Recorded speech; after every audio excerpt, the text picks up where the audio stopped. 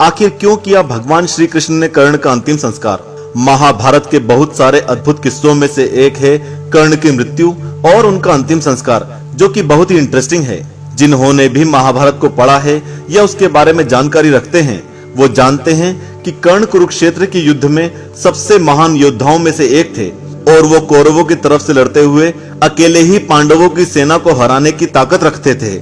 लेकिन फिर कैसे वो इसमें असफल हुए और कैसे उनसे कम शक्तिशाली अर्जुन के हाथों उनकी मृत्यु हुई, और आखिर पांडवों के पक्ष में लड़ने वाले भगवान श्री कृष्ण ने उनका अंतिम संस्कार क्यों किया? आस्तिक की टीम ने भारत के सबसे महान ग्रंथों में से एक महाभारत के इस बहुत ही खास किस्से को चुना है और आप तक लेकर आए हैं। सबसे पहले हम आपको बता दें कि कर्ण की मृत्यु कैसे हुई। तो मित्रों, कर्ण की मृत्यु के पीछे कई कारण थे जो इस प्रकार हैं। पहला कारण, इंद्र भगवान की चालाकी। जब भगवान इंद्र को एहसास हुआ कि कर्ण को तब तक कोई नहीं मार पाएगा जब तक वो अपने कवच और कुंडल पहने रहेंगे, इसलिए भगवान इंद्र ने एक ब्राह्मण का वेश बनाया और कर्ण से दान में उनके कवच और कुंडल मांग लिए। कर्ण के पिता सूर्य ने उन्हें पहले ही इसके लिए चेतावनी दे दी थी, लेकिन कर्ण ने किसी को भी खाली हाथ वापस न भेजने के अपने वचन को निभाया और कवच और कुंडल उन्हें दे दिए। दूसरा कारण, माँ कुंती द्वारा भावनात्मक वचन लेना। जब भगवान श्री कृष्ण कर्ण को पांडवों के पक्ष में लड़ने को मनाने में असफल रहे तो उन्होंने कुंती को कर्ण से बात करने को भेजा।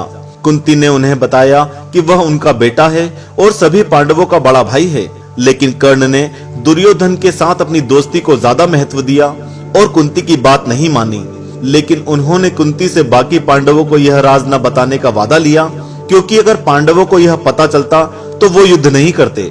कुंती ने यह स्वीकार किया, लेकिन कर्ण से यह वचन लिया कि वह अर्जुन के अलावा पांचों भाइयों में से किसी को भी नहीं मारेगा, क्योंकि कुंती जानती थी कि कर्ण का मुकाबला अर्जुन से है और उसे मारने से कर्ण को रोकना संभव नहीं होगा। तीसरा कारण, कर्ण ने कुंती को यह वचन भी दिया था कि वह अर्जुन पर एक से ज्यादा बार किसी देवीय अस्त्र का प्रयोग नहीं करेगा। चारों पांडवों को हराने के बाद कर्ण ने अपने सारथी शल्य को अर्जुन के रथ की ओर बढ़ने को कहा। शल्य ने कर्ण से अर्जुन की छाती पर वार करने को कहा, लेकिन कर्ण ने उसे अनसुना करते हुए अर्जुन के सिर को लक्ष्य बनाया। श्री कृष्ण ने अपनी सूझबूझ से रथ के पहियों को धरती में धंसाकर अर्जुन की जान बचाई। चौथा कारण, श्री कृष्ण की चालाकी।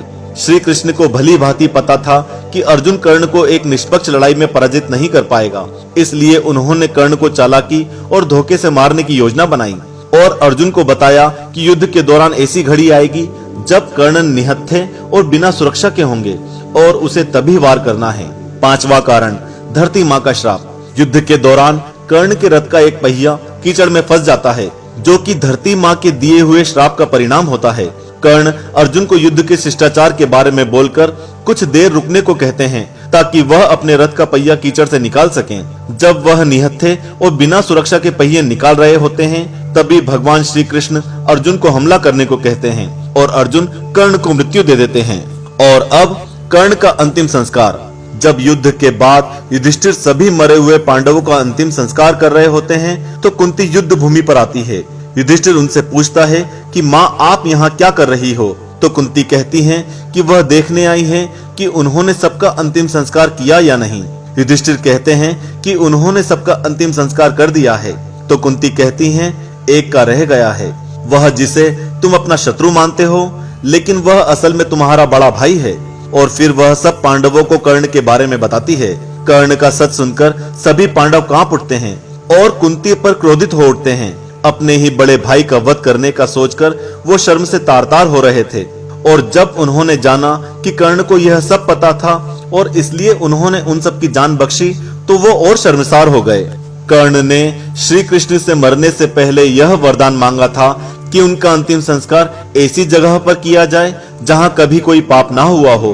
पूरी धरती पर खोजने के बाद भी ऐसी जगह नहीं मिली, तो उनका अंतिम संस्कार श्री कृष्ण के हाथों पर किया गया, क्योंकि वो ही ऐसी जगह है जिनके हिस्से कोई पाप नहीं था। मित्रों, इस तरह महाभारत के एक महान योद्धा की मृत्यु हुई और शायद यहीं से एक कहावत भी जन्मी कि युद्ध में सब कुछ जायज है।